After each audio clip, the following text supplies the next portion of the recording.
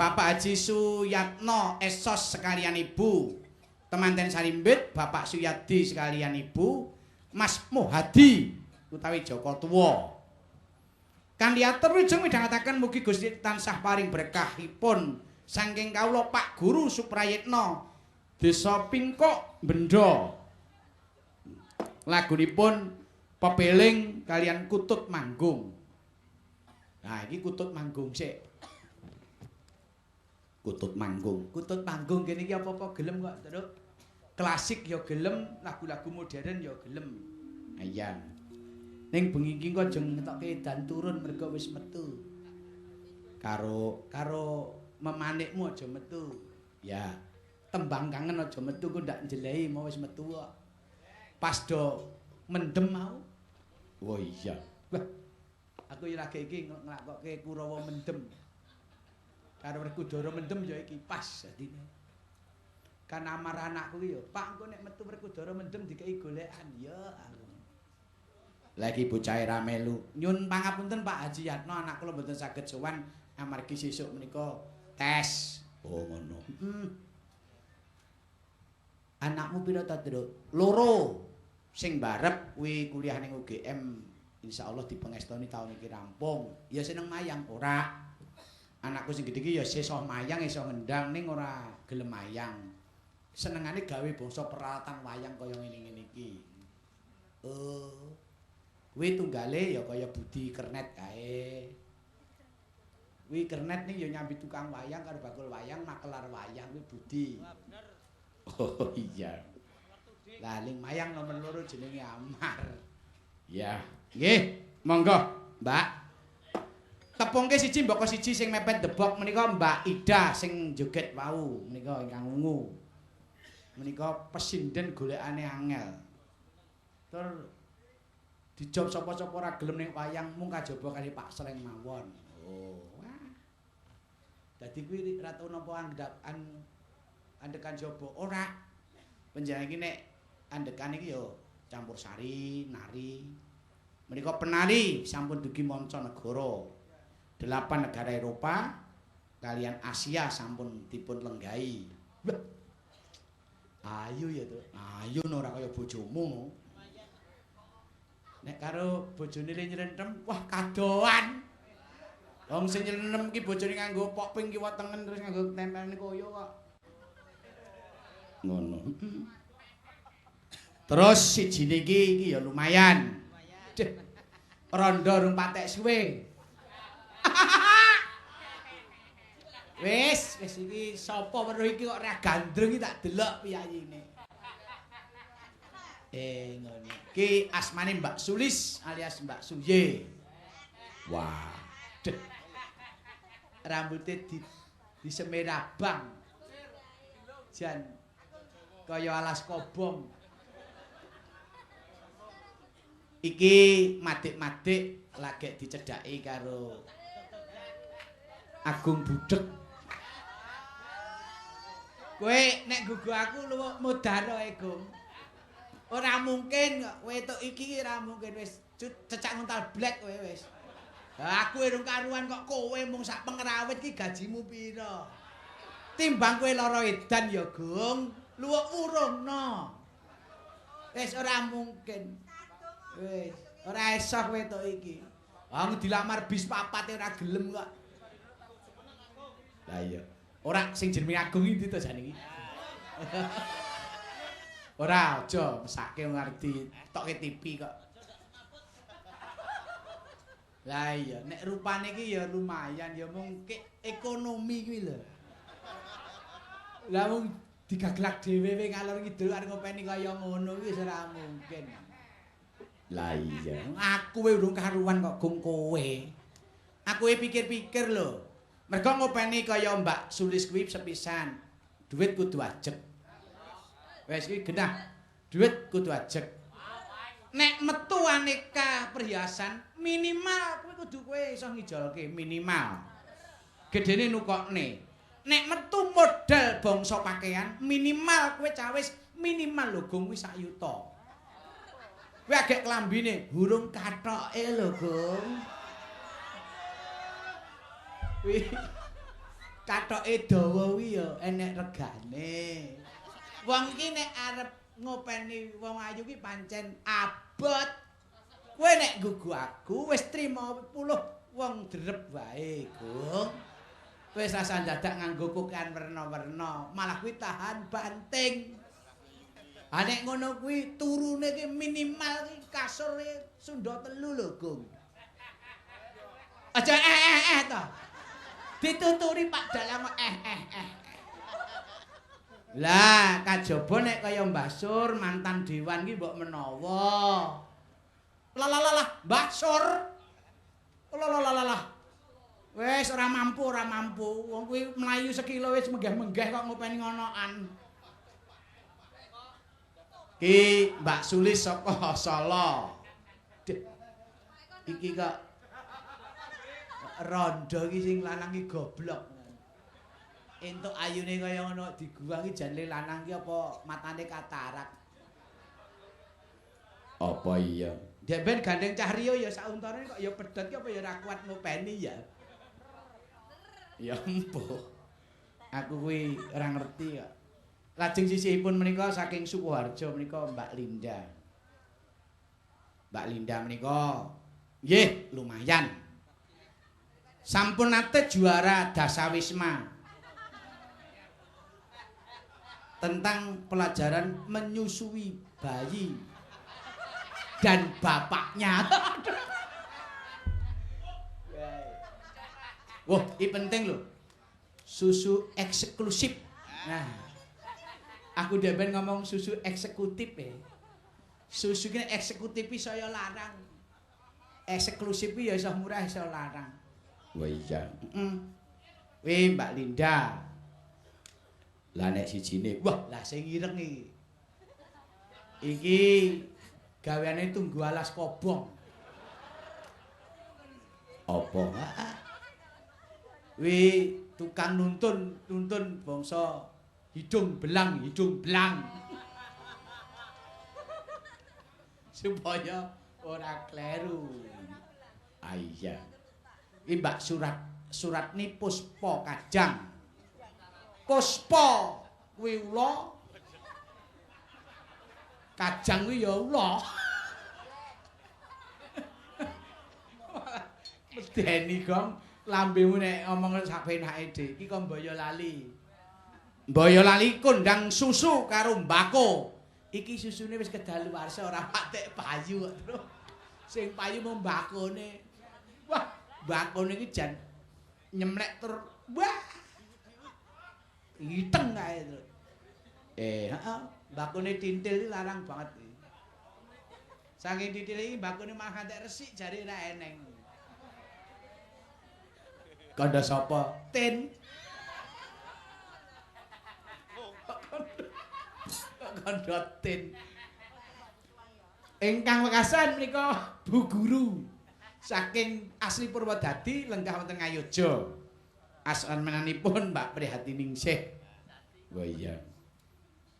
Nggih, Mbak Tin niki panjenengan ajeng disoting mangaturke bawa kutub manggung sak sekecane. Niki mengke gara-gara suwe mboten masalah. Nggo ngijoli limbukan. Setuju. Nggih, wis cocok iki. Ya, cocok mare delok ora tombok iki. Bocah iki omongane kok gawil men. Kowe di pirsani dikancani iki wis matur nuwun. Ya matur nuwun kok. Monggo. Engko sing rondo keri dhewe. Ingkang nomor kalih saking mriki menika rondo dereng dangu putranipun kalih pun ageng-ageng.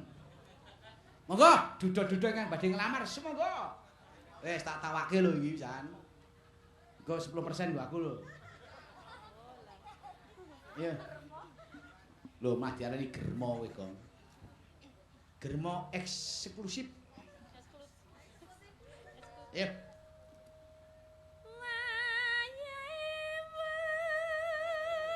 Make mas. Cek. Kleru.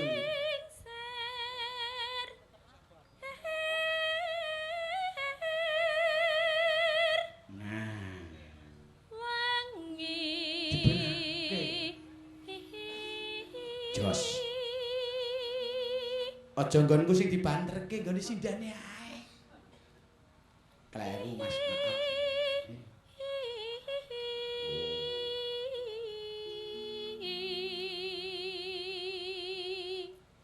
Menika Mbak prihatin saking Ayo Jakarta. Oh iya.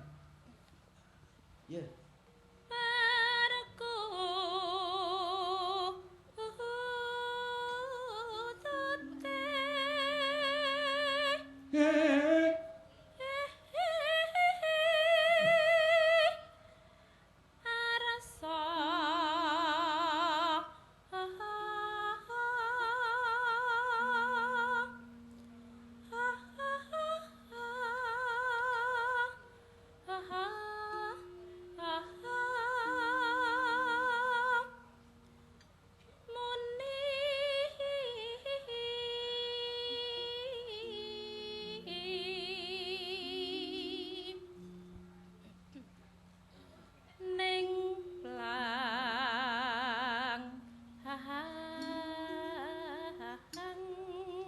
Iki digawe eko sithik no apik iki.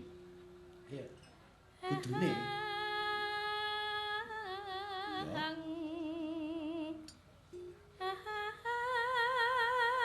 Ya.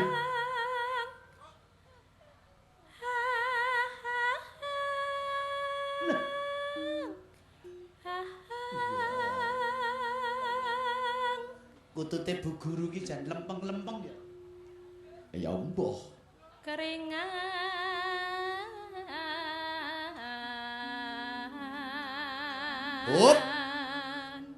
pindah kutut rada tuwa. Mbak Jiteng ya. Mbak cilik ning buah garingan kebak iki dadane. Ngantek mungup-mungup. Iya.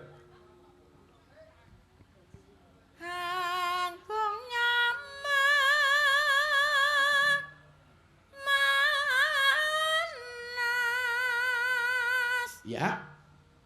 Hati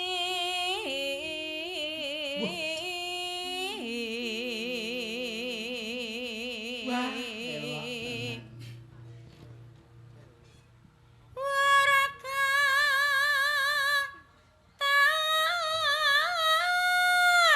kong kong kong kong kong ambak kutut tuwa ning kunge sik cetha.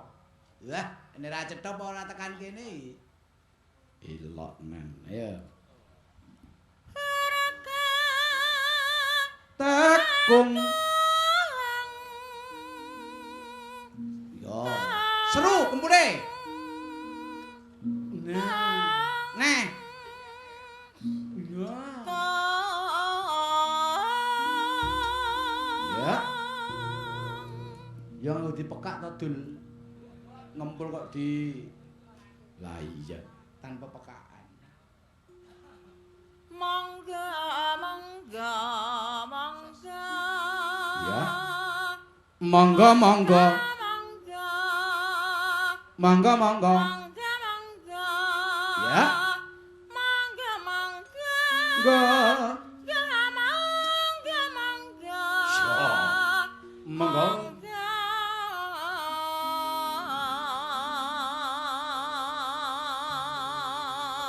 Aku ki percaya kutut ki angger tuwa ki anggunge piye wae mesti penak. Beda nek kutut ki manggunge urung patek cetha ki jur pindah ae. Apa iya? Ngono jek nelek. Nek kutut iki wah, wis tanpa wulu wis mabur dhewe. Malah kaya laron.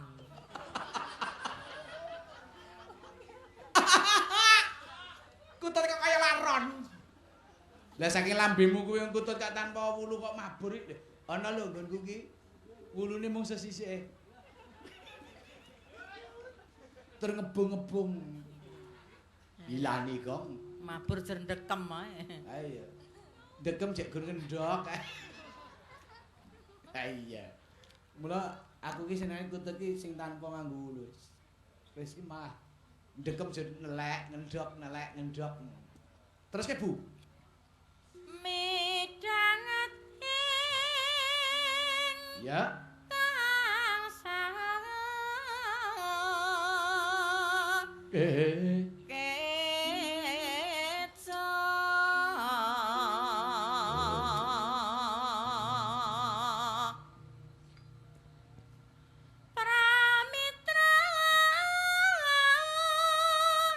Kang mi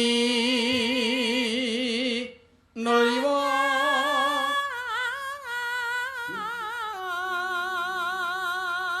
sugeng rawuhipun para tamu lan para penonton. heeh Ngendhok neh engko sore kutut tanpa ulung. ya ben anggere urip Iya, nek mau urip tanpa ulu ya ngadem kuwi ya. adem ya ben yen ra nek kok ngene iki ya ra eling tuwek Lah iya.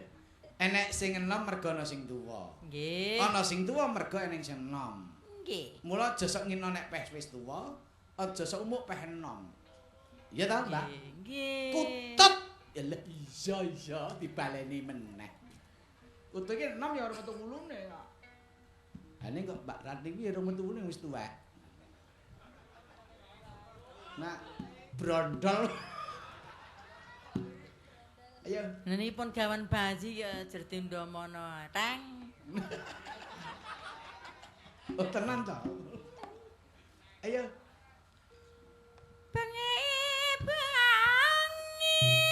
yalah Bapak perkutute. Gendro tambahin dulu, Mas. arsa muni Iya.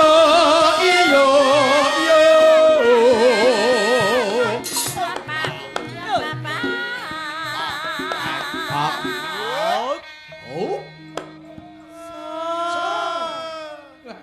Iki wis pirang-pirang bengi ra tau metu kutut manggung lho.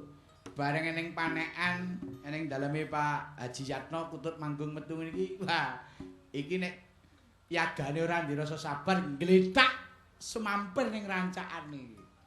Mergo ngantuk ngrungokke kutut manggung. Yagaku iki nom-nom kok, Truk. Lulusan isi Minen Mimal kuwi umure 23 tahun dadi jek. Wah, semegane. Mula titenono. Anggere nek yoga iki sing semampir ning rancakan. Titenono. Tak pedhot senandale. Sing jrendem malah wis angler iki, Truk. Mariono wis. Aku nek wis mring karo kowe to Mariono. Kowe kok kedanan Ida wis ora mungkin. Aja tak teruske. Timbang kowe engko kentir. Tenan, aku gumun lho. Angger laris kok do pokean polah. Mbok wis tememen wae. Senengane kok, Dok. Wong wedok ki ora godha ya. Kabeh ki godha ki metu awake dhewe kok. Ora godhe dene ling agung petak godanen sih. Godanen sih, suci. Ayo. omben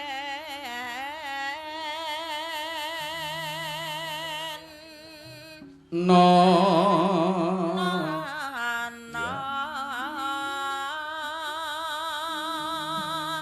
Jos.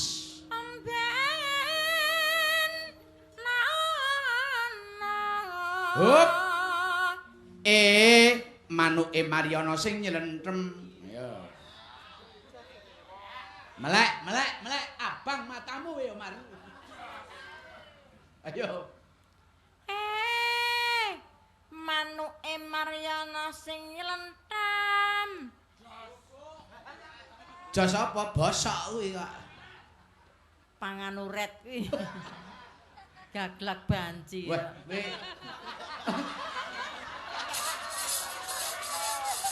Sik. Lah kok sampeyan ngarani gaglak-glak banci apa Mariana ngopeni banci? Ah nggih. Oh, lalaya. Mula lemu kok mung wetenge karo pipine. Jur disedot, Mas. Nom-nomane bagus kok saiki kok kaya gembur-gembur. Iya. Ayo. Hatta omben nono.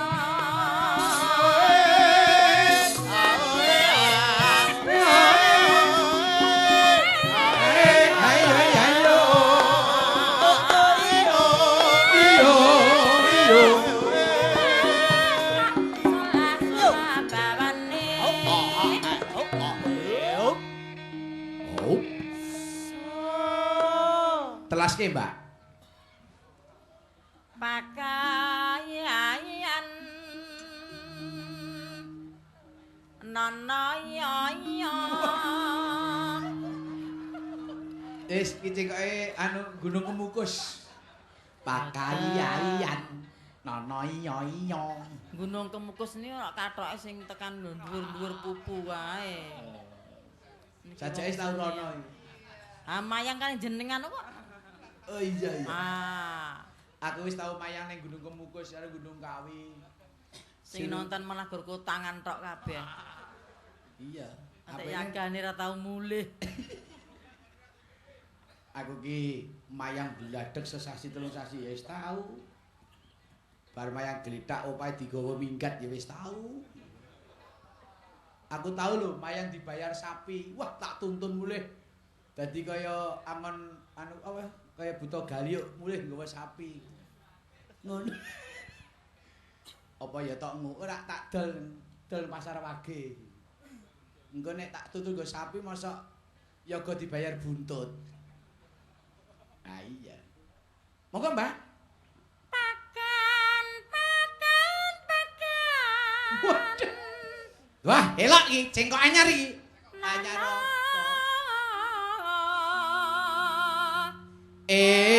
Kutute manggung kata.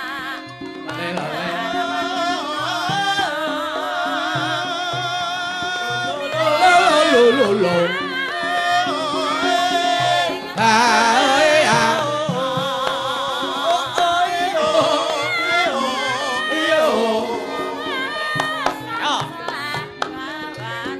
Ala bapak nganggo leren.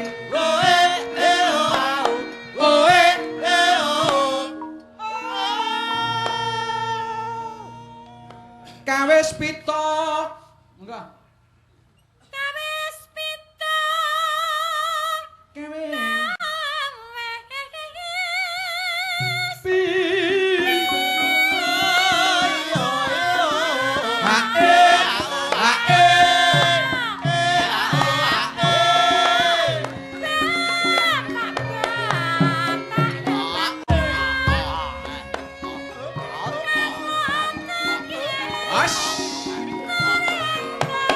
Haluan.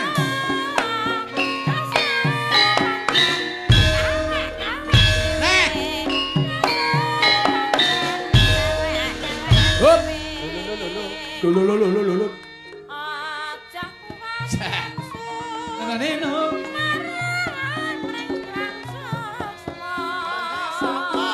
Lamun ra kesusu. Jembar-jembar marine lemu-lemu. Gogoi. No.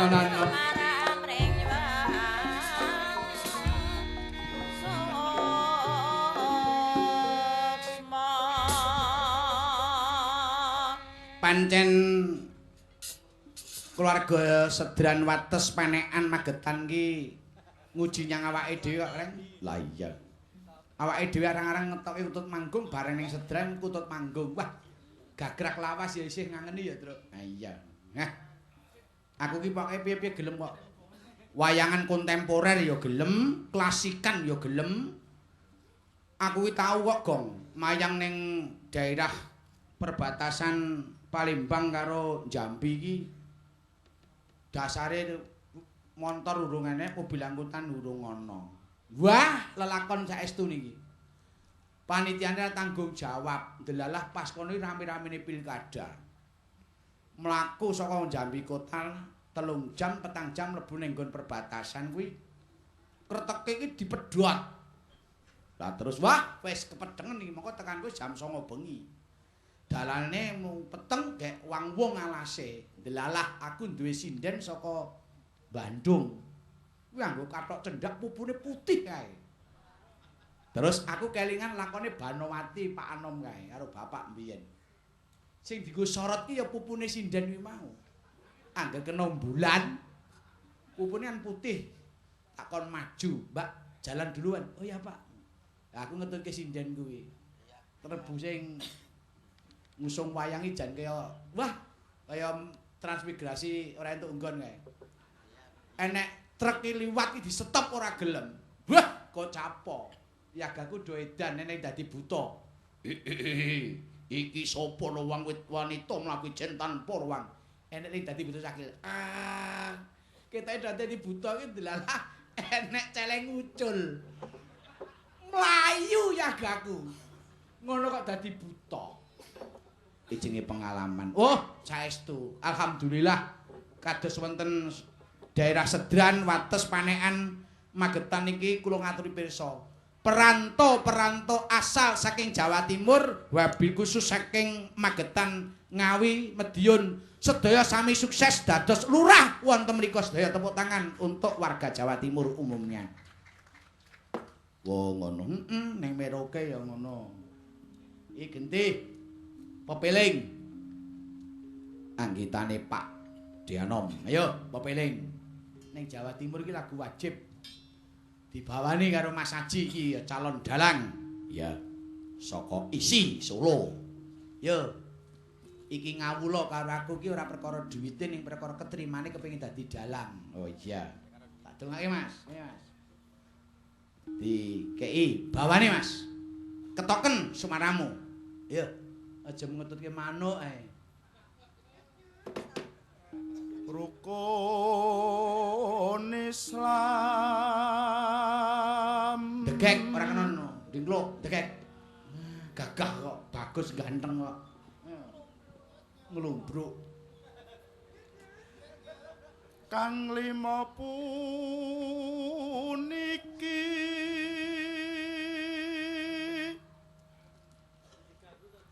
katindakno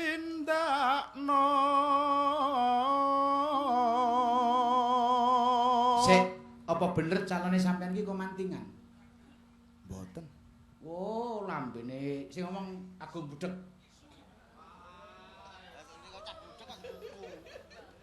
Mboten to, Mas? Oh. Oh, kuwi asline iki jodone ora ado-ado. Mbak Jriteng. Kuwi oleh gurune kok dipek bojo. Iya. Iya. Mring para sasama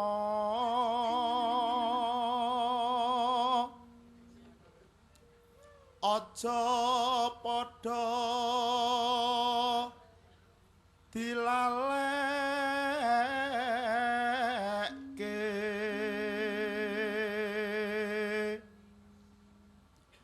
rukun Islam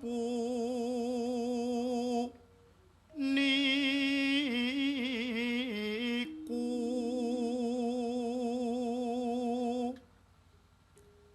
sahadate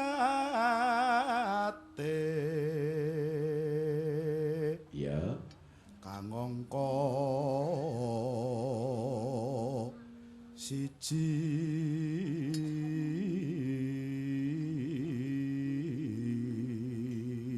sarjana seni jurusan pedalangan. Suarane entuk, sabetane entuk, mung karek ngenteni ketrimane lho. Waton sampean temen-temen mesti ketrima, Mas. Ayo.